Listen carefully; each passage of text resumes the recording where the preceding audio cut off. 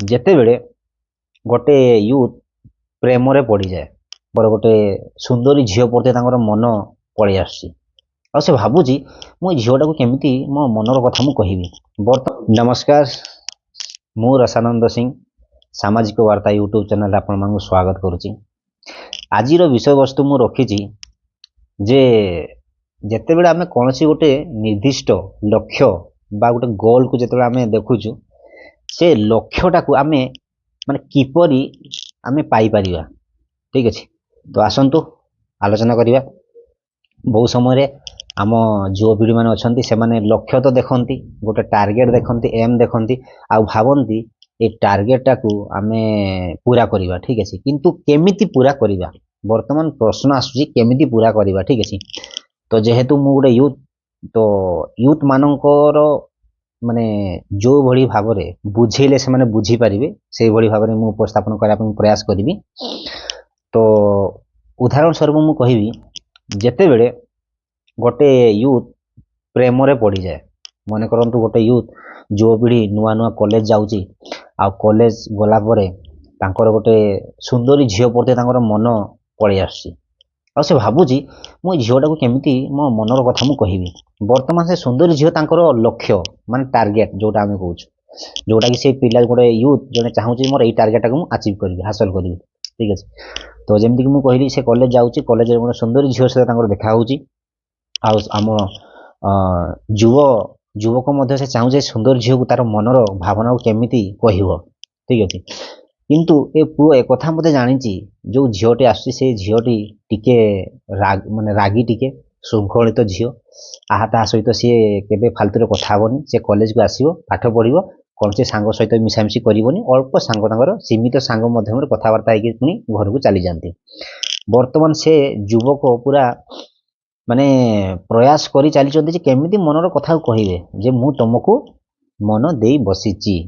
ଠିକ୍ ଅଛି, ତ ସେ ପୁଅ କ'ଣ କରିବ, ସେ ଝିଅକୁ ନିଜର କରିବାକୁ ମାନେ ନିଜର କରିବା ପାଇଁ ସେ ପ୍ରଥମ ସେ ଝିଅର ଡାଟା ନେବ। ପ୍ରଥମ ସେ ଝିଅର ଡାଟା କେମିତି ନେବ, ତାଙ୍କ ସାଙ୍ଗସାଥିମାନଙ୍କୁ ପଚାରିବ ଯେ ଆରେ ସେଇ ଯେଉଁ ଝିଅଟା, ଯେଉଁ ମିଲି ବୋଲି ଝିଅଟା ଆସିଛି, ସେ ଝିଅର ଜନ୍ମଦିନ କେବେ, ଏଇଟା ତା ସାଙ୍ଗମାନଙ୍କୁ ପଚାରିବ। ଠିକ୍ ଅଛି, କାହିଁକି ଡାଟା କଲେକ୍ଟ କରିବ, ତାକୁ ଇମ୍ପ୍ରେସ୍ କରିବ ନା। ଠିକ୍ ଅଛି, ପୁଅ ବହୁତ ସମୟରେ ଟ୍ରାଏ କରେ ଯେ କେମିତି ମୋର ସେଇ ଝିଅଟାକୁ ଇମ୍ପ୍ରେସ୍ କରିବା ପାଇଁ ଯାହା ବି କରିବା ପାଇଁ ପଡ଼ିବ ମୁଁ କରିବି।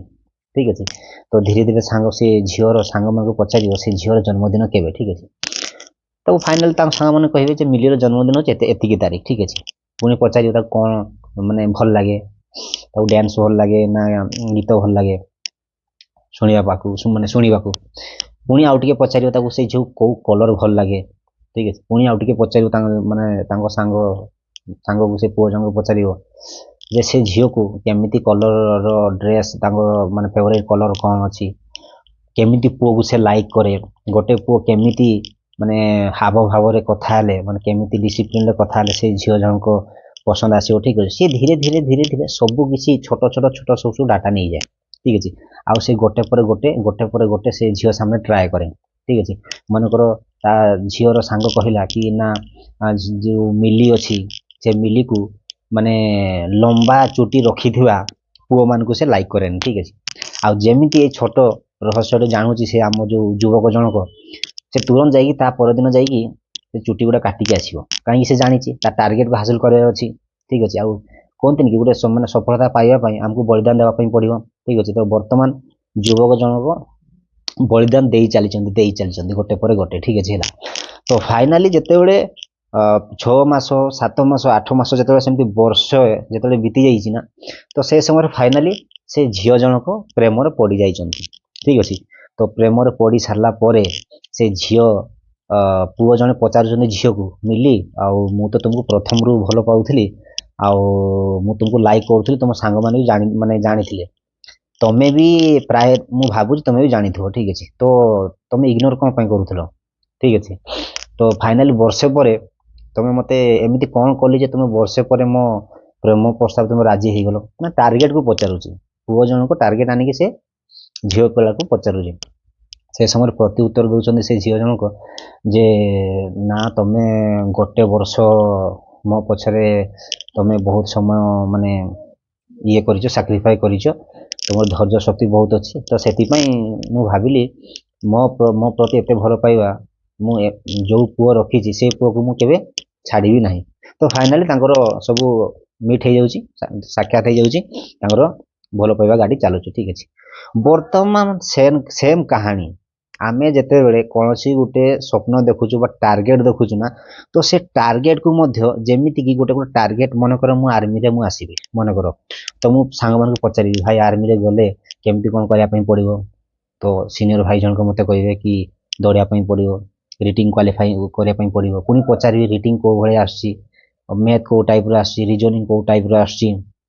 ଠିକ୍ ଅଛି। ହାଇଟ୍ କେତେ ମାଗୁଛନ୍ତି, ଯଦି ଆର୍ମିରେ ରନିଂ ଯଦି ହେଉଛି ତ ରନିଂଟା 1600 ମିଟର ରନିଂ କେତେ ମିନିଟ୍ରେ ରନିଂ କଲେ କ୍ୱାଲିଫାଇ କଲେ ଯେ ମୁଁ ମାନେ କ୍ୱାଲିଫାଇ କରିପାରିବି, ଭର୍ତ୍ତିରେ ମୋର ଫିଜିକାଲ୍ ମୁଁ କ୍ୱାଲିଫାଇ ହେଇଯିବି, ମୁଁ ଜାଣିବି କେମିତି, ମୋର ଟାଇମିଂ କେତେ ଆସିଥିବା ଦରକାର। ତ ଯେତେବେଳେ ପୁଅ ଜଣକୁ ଝିଅକୁ ଭଲ ପାଉଥିଲା, ଯେତେବେଳେ ଗୋଟେ ସିକ୍ରେଟ୍ ପଚାରୁଥିଲା ମାନେ ସେ ଝିଅର ସାଙ୍ଗମାନଙ୍କୁ, ବର୍ତ୍ତମାନ ମାନେ ଆମେ ଯେଉଁ ଟାର୍ଗେଟଟାକୁ ଦେଖିଛୁ ସେ ଟାର୍ଗେଟଟାକୁ ପାଇବା ପାଇଁ ଯାହା ବି ତାର ପଟେନ୍ସିଆଲ ଦରକାର, ମାନେ ଯାହା ଆବଶ୍ୟକ, ସେଇ ଜିନିଷଟା ଆମେ ଯେତେବେଳେ ସିନିୟରମାନଙ୍କୁ ପଚାରୁଛୁ ବା ଟିଚରମାନଙ୍କୁ ପଚାରୁଛୁ, ଆମ ବଡ଼ ଭାଇମାନଙ୍କୁ ପଚାରୁଛୁ, ତ ଯେତେବେଳେ ଆମେ ଗୋଟେ ଯେଉଁ ଡାଟା କଲେକ୍ଟ କରିବା ଆଉ ସେଇ ଡାଟା ଉପରେ ଆମେ ଯେତେବେଳେ କାମ କରିବା, ତ ଡେଫିନେଟଲି ଯେତେବେଳେ ସେ ଯୁବକ ଜଣକ ମିଲିକୁ ଯେମିତି ଗୋଟେ ବର୍ଷ ପରେ ତାଙ୍କର ପ୍ରେମ ପ୍ରସ୍ତାବ ଦେଲା ପରେ ସେ ରାଜି ହେଇଥିଲା, ଠିକ୍ ସେମିତି ଆମେ ବି ଗୋଟେ ଡାଟା କଲେକ୍ଟ କରିକି ଆମେ ଯେଉଁ ରାସ୍ତାରେ ଯିବା ପାଇଁ ଚାହୁଁଛୁ ବା ଯେଉଁ ଟାର୍ଗେଟଟାକୁ ଆମେ ଦେଖିଛୁ ପାଇବା ପାଇଁ, ସେ ଟାର୍ଗେଟ ପଛରେ ଯେତେବେଳେ ଆମେ ଗୋଟେ ଡାଟା କଲେକ୍ଟ କରିକି ସେଇ ଲକ୍ଷ୍ୟ ସ୍ଥଳରେ ଯେତେବେଳେ ଆମେ ଆଗକୁ ବଢ଼ିବା ନା ଗୋଟେ ଡାଟାକୁ ନେଇକି, ତ ଡେଫିନେଟଲି ଗୋଟେ ବର୍ଷ ହଉ ବା 2 ବର୍ଷ ହଉ ଆମେ ଆମର ଲକ୍ଷ୍ୟ ସ୍ଥଳରେ ପହଞ୍ଚିବା। ଠିକ୍ ଅଛି। ତ ବିଷୟବସ୍ତୁରୁ କେମିତି ଲାଗୁଛି ଆପଣମାନଙ୍କୁ? ଯଦି ବିଷୟବସ୍ତୁ ଭଲ ଅଛି ତ ବହୁତ ସୁନ୍ଦର ଗୋଟେ କମେଣ୍ଟ ଦେବେ, ଆଉ ଚ୍ୟାନେଲଟାକୁ ସବସ୍କ୍ରାଇବ୍ କରିବେ, ଆଉ ଭିଡ଼ିଓଟାକୁ ସାଙ୍ଗମାନଙ୍କ ସହିତ ସେୟାର କରିବେ। ଯେଉଁ ସାଙ୍ଗମାନେ ଚାହୁଁଛନ୍ତି ଯେ ଆମେ ଗୋଟେ ଟାର୍ଗେଟ ଦେଖିଛୁ ବା ଆମର ଗୋଟେ ଲକ୍ଷ୍ୟ ରଖିଛୁ, ସେ ଲକ୍ଷ୍ୟଟାକୁ ଆମେ କେମିତି ପାଇବା